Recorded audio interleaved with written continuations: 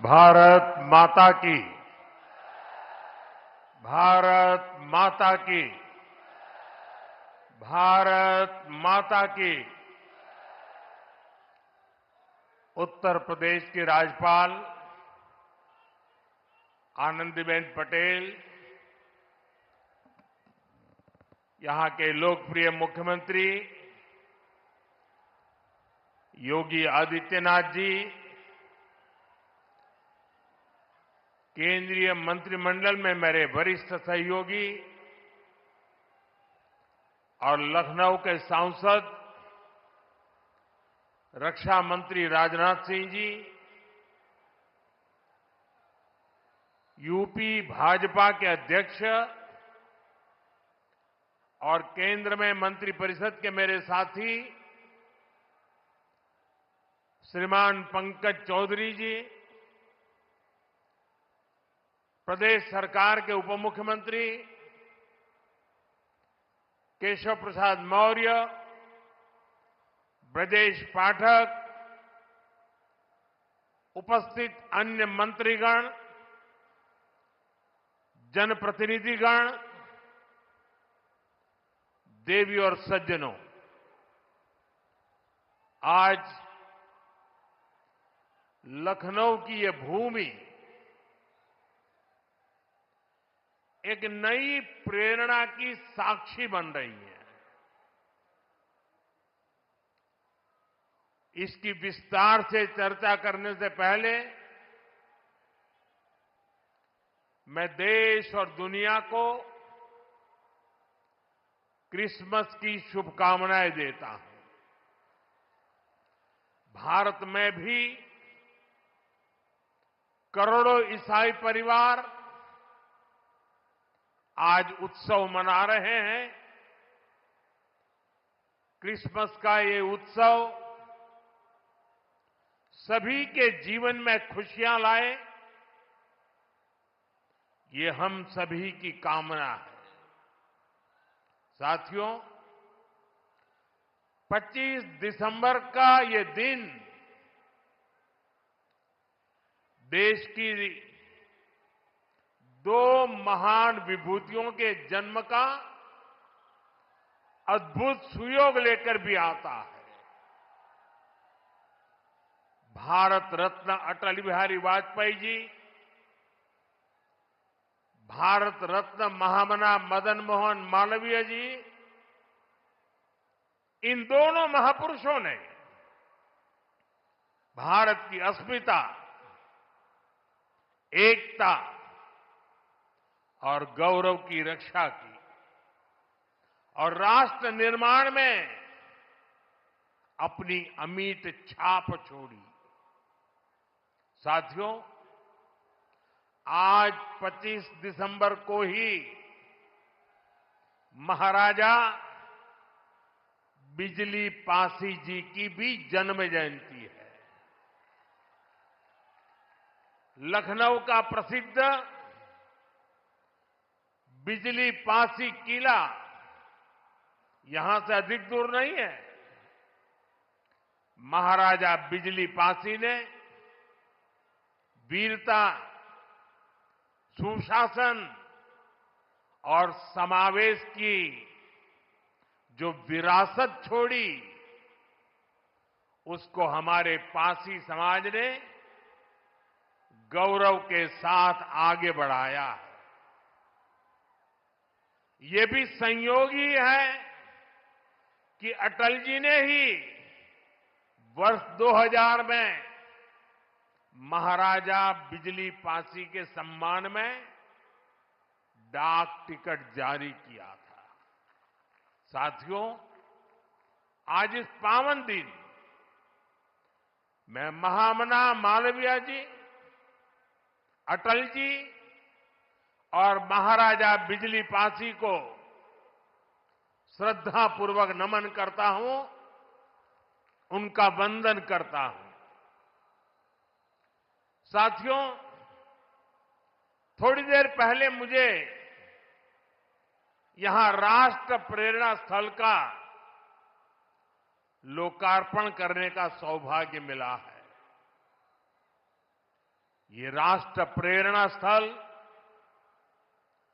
उस सोच का प्रतीक है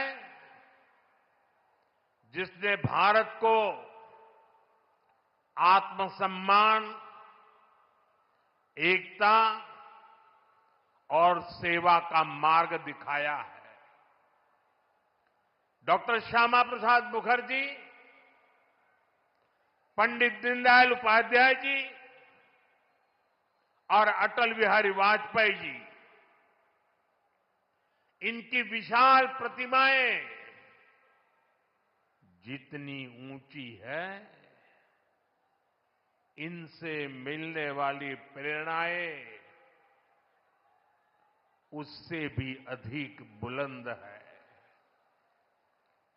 अटल जी ने लिखा था, नीरवता से मुखरित मधुबन, परहित अर्पित अपना तन मन, जीवन को शत शत आहुति में जलना होगा, गलना होगा, कदम मिलाकर चलना होगा। ये राष्ट्र प्रेरणा स्थल हमें संदेश देता है कि हमारा हर कदम, हर पग, हर प्रयास राष्ट्र निर्माण के लिए समर्पित हो। सबका प्रयास ही विकसित भारत के संकल्प को सिद्ध करेगा। मैं लखनऊ को, उत्तर प्रदेश को, पूरे देश को इस आधुनिक प्रेरणा स्थली की बधाई देता हूं। और जैसा अभी बताया गया और वीडियो में भी दिखाया गया कि जिस जमीन पर यह प्रेरणा स्थल बना है, उसकी 30 एकड़ से ज्यादा जमीन पर कई दशकों से कूड़े कचरे का पहाड़ जमा हुआ था। पिछले 3 वर्ष में इसे पूरी तरह खत्म किया गया है। इस प्रोजेक्ट से जुड़े सभी श्रमिकों, कारीगरों, योजनाकारों, योगी जी की और उनकी पूरी टीम को भी मैं बहुत बहुत बधाई देता हूं। साथियों, डॉक्टर श्यामा प्रसाद मुखर्जी ने देश को दिशा देने में निर्णायक भूमिका निभाई है। ये डॉक्टर मुखर्जी ही थे जिन्होंने भारत में 2 विधान, 2 निशान और 2 प्रधान के विधान को खारिज कर दिया था। आजादी के बाद भी जम्मू कश्मीर में ये व्यवस्था भारत की अखंडता के लिए बहुत बड़ी चुनौती थी। भाजपा को गर्व है कि हमारी सरकार को आर्टिकल 370 की दीवार गिराने का अवसर मिला। आज भारत का संविधान जम्मू कश्मीर में भी पूरी तरह लागू है। साथियों, स्वतंत्र भारत के पहले उद्योग मंत्री के रूप में डॉक्टर मुखर्जी ने भारत में आर्थिक आत्मनिर्भरता की नींव रखी थी। उन्होंने देश को पहली औद्योगिक नीति दी थी, यानी भारत में औद्योगिकरण की बुनियाद रखी थी। आज आत्मनिर्भरता के उसी मंत्र को हम नई बुलंदी दे रहे हैं। मेड इन इंडिया सामान आज दुनिया भर में पहुंच रहा है। यहां यूपी में ही देखिए, एक तरफ एक जनपद एक उत्पाद का इतना बड़ा अभियान चल रहा है। छोटे छोटे उद्योगों, छोटी छोटी इकाइयों का सामर्थ्य बढ़ रहा है। दूसरी तरफ यूपी में बहुत बड़ा डिफेंस कॉरिडोर बन रहा है। ऑपरेशन सिंदूर में दुनिया ने जिस ब्रह्मोस मिसाइल का जलवा देखा, वो अब लखनऊ में बन रही है। वो दिन दूर नहीं जब यूपी का डिफेंस कॉरिडोर दुनिया भर में डिफेंस मैन्युफैक्चरिंग के लिए जाना जाएगा। साथियों, दशकों पहले पंडित दीनदयाल उपाध्याय जी ने अंत्योदय का एक सपना देखा था। वे मानते थे कि भारत की प्रगति का पैमाना अंतिम पंक्ति में खड़े अंतिम व्यक्ति के चेहरे की मुस्कान से मापा जाएगा। दीनदयाल जी ने एकात्म मानववाद का दर्शन भी दिया, जहां शरीर, मन, बुद्धि और आत्मा सबका विकास हो। दीनदयाल जी के सपने को मोदी ने अपना संकल्प बनाया है। हमने अंत्योदय को सैचुरेशन यानी संतुष्टिकरण का नया विस्तार दिया है।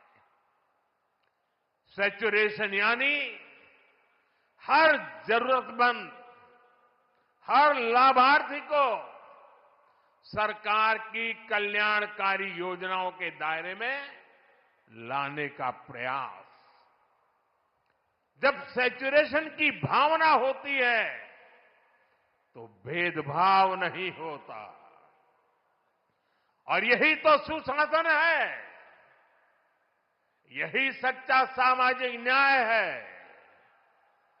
यही सच्चा सेकुलरिज्म है।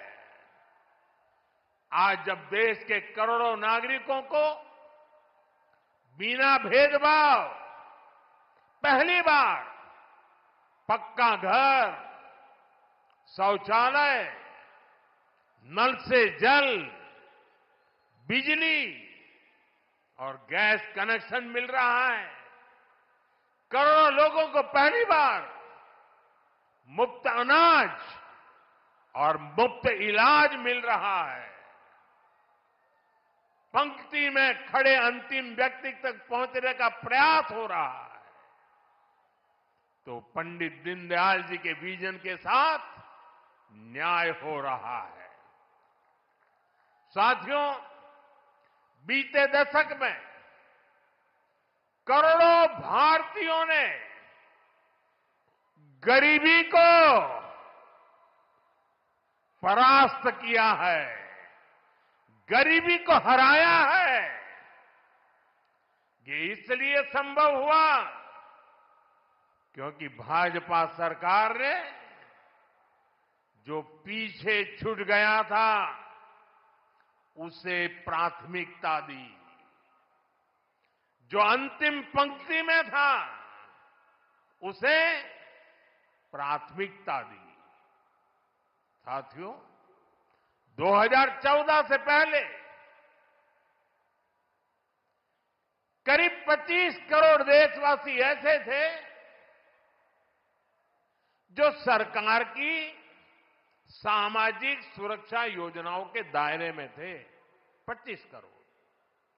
आज करीब 95 करोड़ भारतवासी इस सुरक्षा कवच के दायरे में है। उत्तर प्रदेश में भी बड़ी संख्या में लोगों को इसका लाभ मिला है। मैं आपको एक और उदाहरण देता हूं। जैसे बैंक खाते सिर्फ कुछ ही लोगों के होते थे, वैसे ही बीमा भी कुछ ही संपन्न लोगों तक सीमित था।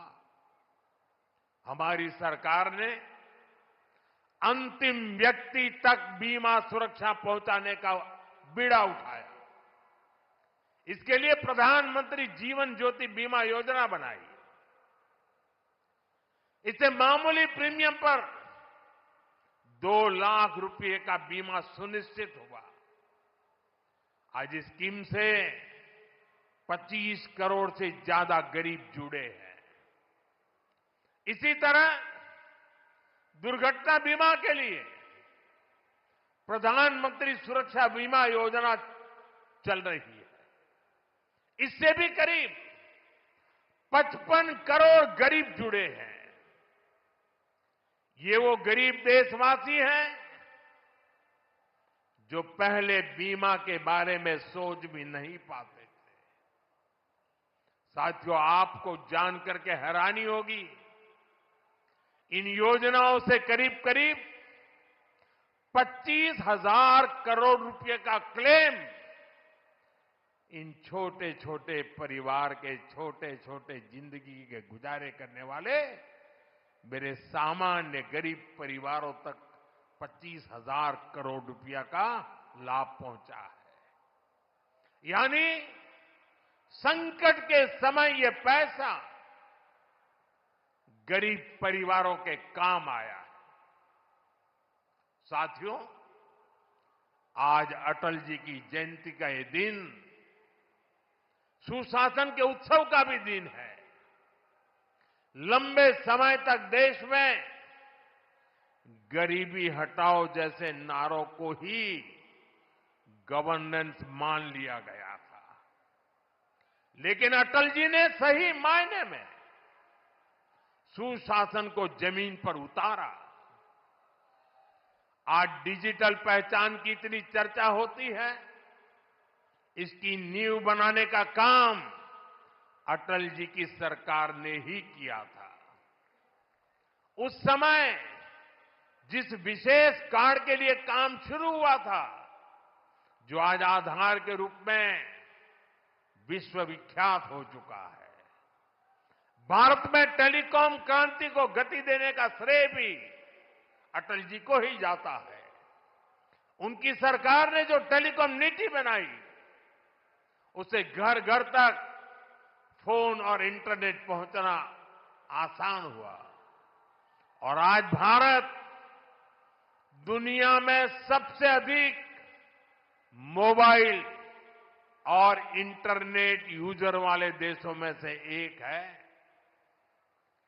साथियों, आज अटल जी जहां होंगे, इस बात से प्रसन्न होंगे कि बीते 11 वर्षों में भारत दुनिया का दूसरा बड़ा मोबाइल फोन निर्माता बन गया है। और जिस यूपी से वे सांसद रहे, वो यूपी आज भारत का नंबर 1 मोबाइल मैन्युफैक्चरिंग राज्य बना है। साथियों, कनेक्टिविटी को लेकर अटल जी के विजन ने 21वीं सदी के भारत को शुरुआती मजबूती दी। अटल जी की सरकार के समय ही गांव गांव तक सड़कें पहुंचाने का अभियान शुरू किया गया था। उसी समय स्वर्णिम चतुर्भुज यानी हाईवे के विस्तार पर काम शुरू हुआ था। साथियों, साल 2000 के बाद से प्रधानमंत्री ग्रामीण सड़क योजना के तहत अब तक करीब 8 लाख किलोमीटर सड़कें गांवों में बनी है और इनमें से करीब 4 लाख किलोमीटर ग्रामीण सड़कें पिछले 10-11 साल में बनी है। और साथियों, आज आप देखिए, आज हमारे देश में अभूतपूर्व गति से एक्सप्रेसवे बनाने का काम कितनी तेजी से चल रहा है। हमारा यूपी भी एक्सप्रेसवे स्टेट के रूप में अपनी पहचान बना रहा है। वो अटल जी ही थे जिन्होंने दिल्ली में मेट्रो की शुरुआत की थी।